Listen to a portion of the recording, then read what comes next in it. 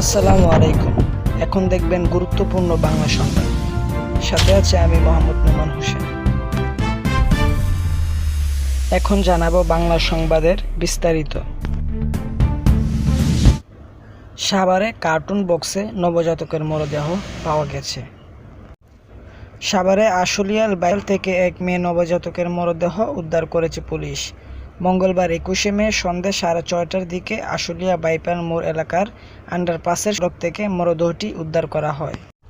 প্রত্যক্ষদর্শীরা বলেন, বিকাল 5টার দিকে নামাজ পড়তে যাওয়ার সময় আড়তের পরিচ্ছন্নতা কর্মী জালাল একটি কার্টুন বক্স দেখতে পেয়ে ব্যবসায়ীদের খবর দেয়। পরে কার্টুন বক্স খুলে দেখা যায় একটি নবজাতকের মরদেহ। পরে পুলিশকে খবর দিলে ওই শিশুর মরদেহ উদ্ধার করে নিয়ে যায়। আশুলিয়া থানার উপপরিদর্শক এসআই মাসুদ আল মামুন বাংলা নিউজকে জানান, খবর পেয়ে ঘটনাস্থলে গিয়ে ওই নবজাতকের মরদেহ উদ্ধার করা হয়েছে। সেই সঙ্গে মরদেহটি দাফনের প্রক্রিয়া চলছে। তবে কে বা কারা ওই নবজাতকের মরদেহ ফেলে রেখে গেছে তা এখনও জানা যায়নি। প্রিয় দর্শক, এই বিষয়ে যদি আপনাদের কোনো মূল্যবান মতামত থাকে তাহলে আমাদের কমেন্ট বক্সে পাঠিয়ে দিবেন।